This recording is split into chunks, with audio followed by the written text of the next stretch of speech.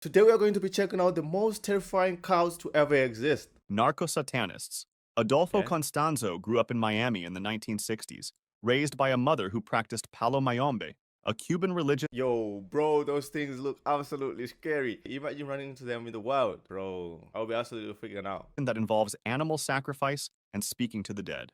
In the 1980s, Like, Mexico's drug trade but who came up with the idea that we can speak to the dead? I don't understand. How can you speak to someone that's dead, bro? I don't know. Tell me what you guys think. Do you think you can actually talk to people who are dead? was growing fast. Constanzo saw an opportunity and moved to Mexico City to offer his services to drug cartels. He Okay. convinced drug traffickers that his rituals could keep them safe from police and out of prison. He called himself El Padrino, meaning the Godfather. Drug lords paid him large amounts of money to perform rituals before drug runs and police raids. It worked, This is like selling shovels in the gold rush, man. This guy absolutely knew that drug traffickers would want to stay away from police. I actually doubt if this actually works. or at least they believed it did. As his power grew, Constanzo started to believe his own ideas. He pushed the rituals At first, he didn't actually believe in his powers. He was just scamming people. Bro, that's crazy. further.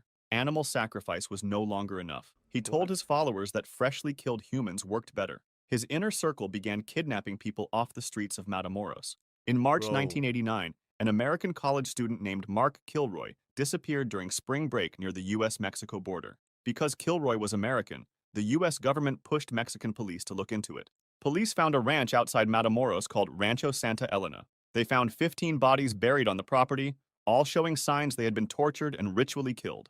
Kilroy was among them. Constanzo fled to Mexico City. When police surrounded his hideout, he chose not to be taken alive. He knew that crossing the cartels meant a slow and painful death in prison. He ordered a follower to shoot him. He was 26 years old. 14 followers were arrested, but the belief that brought them together never went away. Palo Mayombe is still practiced inside Mexican prisons and among cartel members today. This car actually exists to this day? Wow. I don't understand how people could fall for this. Because for someone to convince people, like to kill other people, it's extremely hard. And for people to actually go with that, man, you must be like a really, really good person at psychology. RP to all those guys that they kidnap. This is to show you guys, if you join, whatever you join, a cow or whatever, once you start getting to like killing people and kidnapping people, man, you gotta get out of there ASAP because you don't have no idea what's gonna happen next. Maybe they're gonna kill you and never join a cow. Aum Shinrikyo. Founded by Okay. Shoko Asahara in 1984 in Tokyo, Aum Okay. Shinrikyo began as a small yoga class. Asahara told his followers he was both Christ and Buddha, and that the United States would soon launch a nuclear war that would kill most of the world. Only his followers would make it out alive. To prepare, he needed money and people with the right skills. One thing I love about cult leaders is that they know how to like target the right specific group of people and make them believe into what they're selling. Bro, this whole thing is literally a scam, bro. The group grew to 10,000 members in Japan and Wow. 30,000 in Russia. With that many followers came money, and the group was soon worth over $1 billion. Asahara used that money to bring in scientists, doctors, and engineers and put them to work making weapons, including sarin, anthrax, and Ebola. They built up enough sarin to kill 4 million people. To make killing easier, Asahara taught that murdering an enemy was an act of mercy. Death, he said, saved them from bad karma. Violence started in 1989, when members killed a lawyer building a case against them, his wife, and their 14-month-old son. The next year, Bro, how can you kill a 14-month-old baby, bro? That's not cool. That's crazy. Asahara ran for parliament, convinced his group was meant to rule Japan. They lost badly. He believed democracy would never give him power, so he decided to take it by force. In 1994, they released sarin in Matsumoto, killing 8 and injuring 600. In early 1995, Asahara found out police were planning a raid. To stop it, he struck first. On March 20th, 5 members got on Tokyo subway trains during rush hour, placed bags of liquid sarin on the floor, punctured them with umbrella tips, and walked off. 13 died. Over 5,500 were injured. Asahara was caught 2 months later. He and 12 senior members were executed in 2018. The group still exists under the name Aleph. Rajni. Great that they absolutely executed him and all his followers. The only question I have is, this group still exist? Do they still like practice the same concepts? If that's the case, then the law authorities has to make a rule like, if anybody joins this cult, you're going to prison. We know what this cult does, so why would you allow people to join the cult or still continue running the cult? It doesn't make sense. Species. In the late 1970s, Bhagwan Sri Rajneesh built a large following in India by mixing religion from the East with ideas about free love and personal freedom. His followers wore orange clothing and worshipped him as a spiritual master. When the Indian government began investigating him for tax evasion and local authorities started clashing with his commune, he moved his entire operation to a remote ranch in Oregon in 1981. Within 2 years, his followers had built a He's in Oregon in the United States. So bro started in India, and then once they put tax evasion offenses on him, he decided to flee India and go to the United States and reopened his cult. What about the followers that he left in India? What are they supposed to do? Did they just fly also with him? Did they have enough money to fly? How were they allowed to get into the United States? fully working city called Rajneeshpuram, with its own airport, police force, and over 7,000 residents. Local Oregon residents and officials wanted the city shut down. To fight back, the group decided to take control of local politics by winning county elections. To win, they needed more votes than they had. Their plan was to make enough local voters sick on election day that they could not get to the polls. In 1984, followers secretly put a Like that's a really really smart plan. Instead of actually starting a cult, bro should have started like a political party at this point because he's genius. It's actually a smart plan to like make sure that people don't get to the polls and only your people can get to the polls. And by that, you're just going to have all the majority of votes. So that's actually a smart plan. I feel like bro should have been in politics, man. dangerous bacteria called salmonella into the salad bars of 10 local restaurants. Okay. 751 people got sick. It was the largest biological attack on U.S. soil in history. The plot stayed hidden for a year until one of the group's own members came forward and told authorities. The group's leaders fled the country. Rajneesh himself tried to escape, but was caught at an airport in North Carolina. He was fined and forced back to India. Back in India with no other option, he renamed himself Asha Bro doesn't know how to quit, does he? But at least they actually caught him. But at the first instance, how did they actually let him into the United States? and kept the movement going. He died in 1990, but the 751 people his followers poisoned in Oregon were never forgotten. No one served more than 2.5 years in prison for the attack. NXIV. Okay, so this is the first cult that I think didn't actually continue of the after the leader died, which is absolutely great. These cults are absolutely doing diabolical things, man. RP to the no, nobody died. At least there is no one that died. I was about to say RP to the people that died. NXIVM was started in New York in 1998 by Keith Raniere, a man who claimed to have the highest IQ ever recorded and called himself the smartest man in the world. He built the group around So how did he actually measure his IQ? For you to make people believe like you are the smartest person like on earth or smartest person in history, you have to measure your IQ, and IQ has to be measured so that people can actually see concrete proof.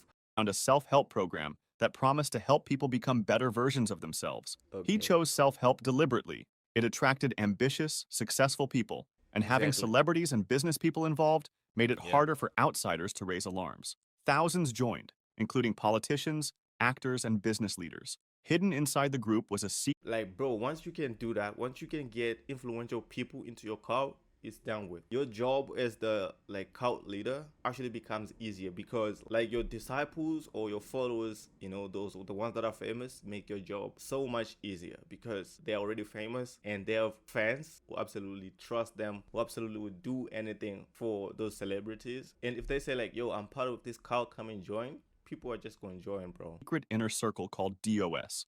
Raniere kept it secret because if Okay. members knew what was really inside, no one would join. Open What? only to women. It was sold as a special opportunity for personal growth. To get in, each woman had to hand over secrets that could ruin her life, naked photographs, and signed Wow. confessions of things she had never done.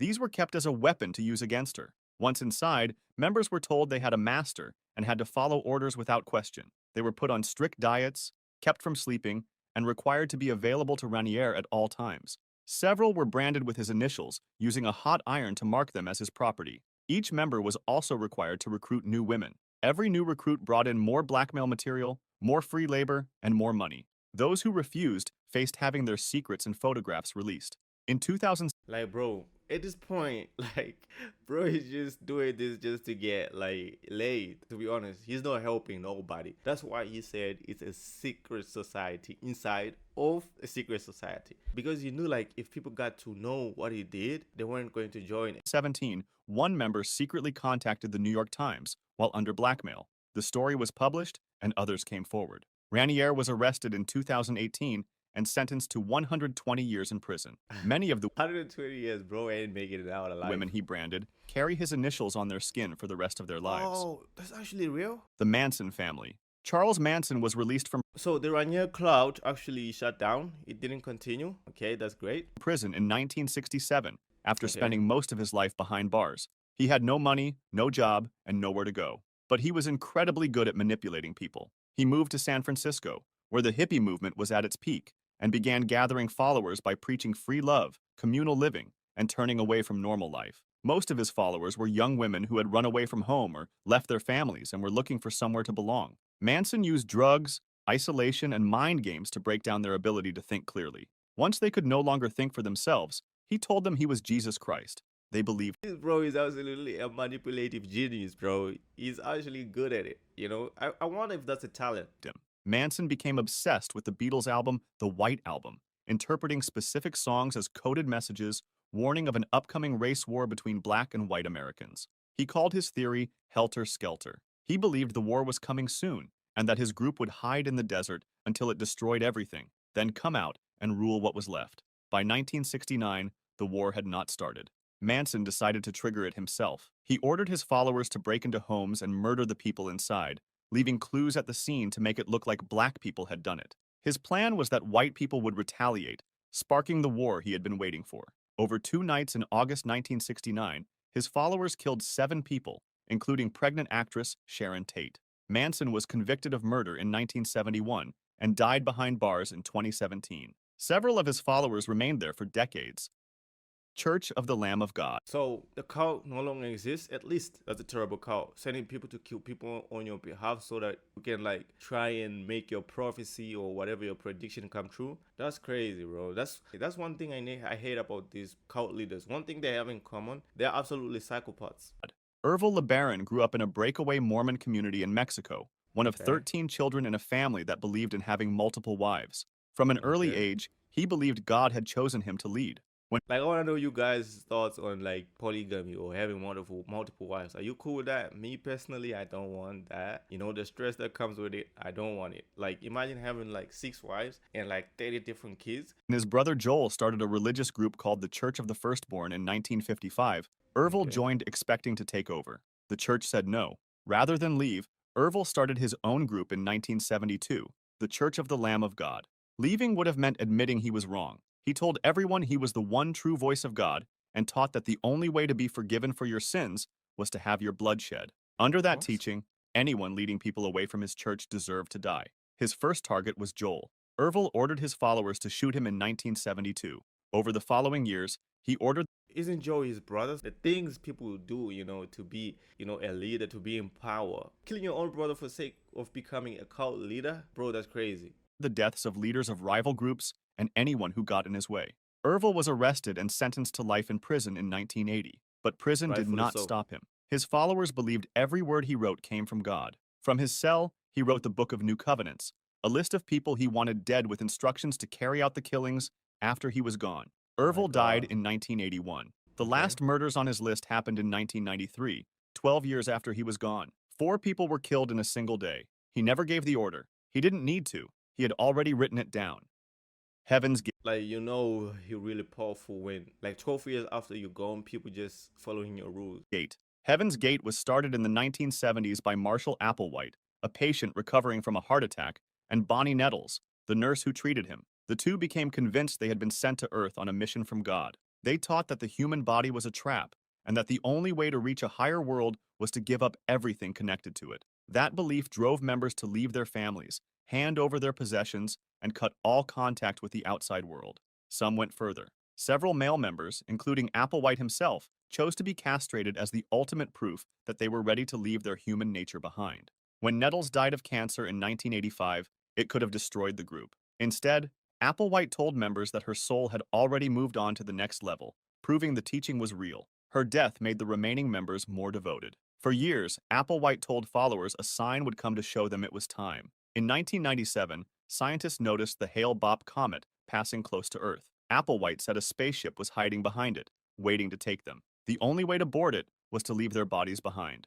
On March 26, 1997, police found all 39 members. Yo, bro, he told people to end. My God. And people actually went through with it. Nah, that's crazy. Oh man, I feel bad for these people who joined these cults, man. That's what I was saying. Once the cult starts heading in a like different direction, you gotta get out because you never know what the owner or the cult leader might say. He might say like, "Yo, you need to end all your lives," and this is what happened in this case. And people who were inside this cult, they die for nothing, Dead in a rented mansion in San Diego. They had eaten pudding mixed. And the fact that they left their families behind, some of them even had kids, had wives, and like had responsibilities. They all left that behind just to follow this blindly. With poison, drunk vodka, and covered themselves with purple cloths. They were found in neat rows, dressed in matching black outfits and new Nike shoes. A small number of members who were not there that day kept the group's website running. It is still active and unchanged today. Branch Davidians. The Branch Davidians were a small religious group based in Waco, Texas. In 1987, David Koresh took control of the group by convincing members he was the only one who could truly understand the Bible. He told everyone he was a prophet and used that to take multiple wives, including girls as young as 12. Koresh built up a large... Bro, marrying 12-year-olds? I don't understand why this even happens, bro. Some people are just pure evil. Marrying someone at 12 years old, you're absolutely destroying that girl's future, large collection of weapons at the group's compound, called Mount Carmel. He believed a final battle between good and evil was coming and wanted his followers ready to fight. By 1993, the compound held over 130 people, and the weapons had caught the attention of the government. When agents planned a raid, a local journalist accidentally tipped Koresh off. On February 28, 1993, over 70 agents stormed the compound. His men were waiting. 4 agents were killed and 16 were injured. With 4 agents dead, the FBI could not walk away. They surrounded the compound for 51 days and tried to talk Koresh out. He kept delaying, giving long Bible lectures over the phone and sending out a small number of children while keeping the rest inside. On April 19th, the FBI moved in with army tanks and pumped tear gas into the buildings to force everyone out. A fire broke out. Whether Koresh started it or it was an accident has never been proven. 76 people died, including 25 children. Koresh was found dead from a... They should have thought it through because the way they went in violently, you're putting the kids in danger. The people you're trying to save, you're absolutely putting them in danger just to catch one guy.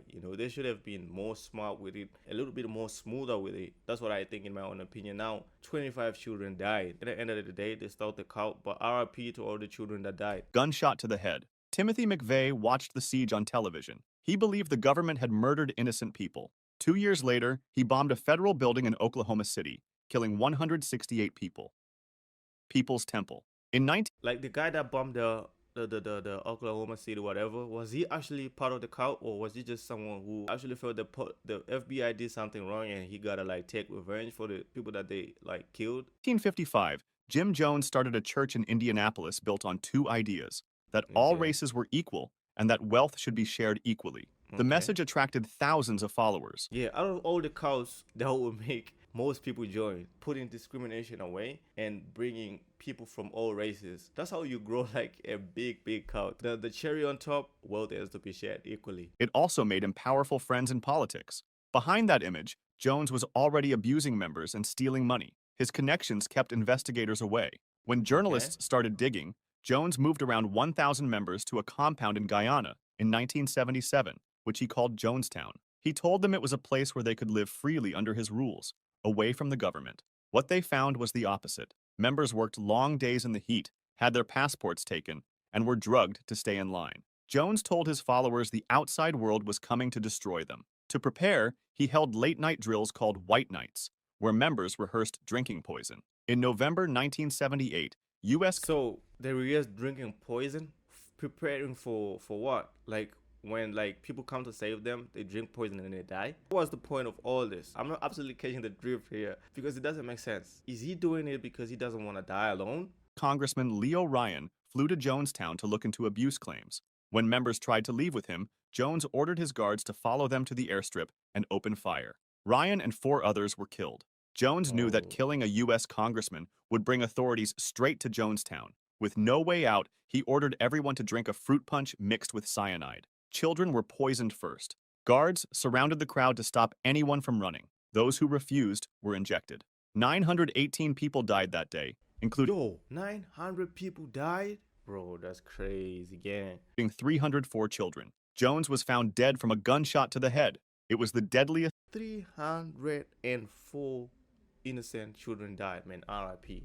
attack on American civilians in history until September 11th. Order of the Solar Temple. In 1984, Luc Jouret and Joseph Di Mambro started a Okay. secret society in Switzerland called the Order of the Solar Temple. They told members the group was built on the teachings of an old Christian military order called the Knights Templar, and that only a chosen few were good enough to join. That sense of being special attracted wealthy and well-educated people across Europe and Canada. One thing I noticed that these cult leaders have is the talent of actually like making people believe that they are destined for something greater, you know, so that people actually join. That's the hardest part. And most of these cult leaders, they are like born naturally with it. But if only they would have used their talents for something more purposeful and something more useful, I think they would have achieved greatness in life. Members paid large sums of money to move up through the group. The more money they put in, the harder it became to admit they had been fooled. Most kept paying rather than face that truth. At the higher levels, they were told that death was not an end, but a journey to a higher world near the star Sirius. Di Mambro made this easier to believe by using hidden projectors to create fake images of holy figures during rituals. When Wow. journalists and former members began exposing the group, it started falling apart. Facing public shame, the leaders decided to die and take their members with them. In October 1994, a 3-month-old baby was killed in Canada. The leaders believed the child was the Antichrist and had to be eliminated first. What? A 3-month-old baby? Bro, that's crazy. Same night, 48 members were killed in Switzerland. Some drugged and Oh. shot, others burned alive. 5 more were killed in Canada. The following year, 16 more were found dead in France. In 1997, 5 more died in Canada. In total, 74 people lost their lives. Many were murders made to look like they chose to die. Jouret and Di Mambro were found among the dead. Bro. Movement for the Restoration of the Ten Commandments of God. In 1989, Credonia Morinda and Joseph Kibwetir Like, this is the first African cow I think we've seen so far in this video. It must be pretty graphic and pretty bad. started a religious movement in Uganda. Both Okay. claimed to have visions from the Virgin Mary. Their message was simple: follow the Ten Commandments strictly, and God would save you from the end of the world. To avoid breaking the commandment against lying, members were not allowed to speak and could only communicate through sign language. They were also told to sell everything they owned and hand the money to the leaders. The group set December 31st, It's always about money in all the cults that we're seeing throughout this whole video, bro. 1999, as the date of the end of the world. When nothing happened, members were furious and started asking for their money back. The leaders had already spent it. Giving it back was not an option, and letting members walk away and talk to the outside world was too risky. So they set a new date, March 17th, 2000, Okay. and began planning to silence everyone. The night Wow. before, the leaders held a large farewell feast. The next day, all 530 members were told to gather inside the church. Once everyone was inside, the doors and windows were nailed shut from the outside. The building was set on fire. Everyone inside burned to death. In the days that followed, police searched the group's other properties and found hundreds more bodies in mass graves. Most had been poisoned or stabbed. The total death toll reached 924, making it the deadliest cult massacre in history. The leaders were never found. They are still wanted today. They're still roaming around free? Bro, that's crazy. How could you let people roam around free? Yo, you gotta find them ASAP because, like, they're just going to start another cult.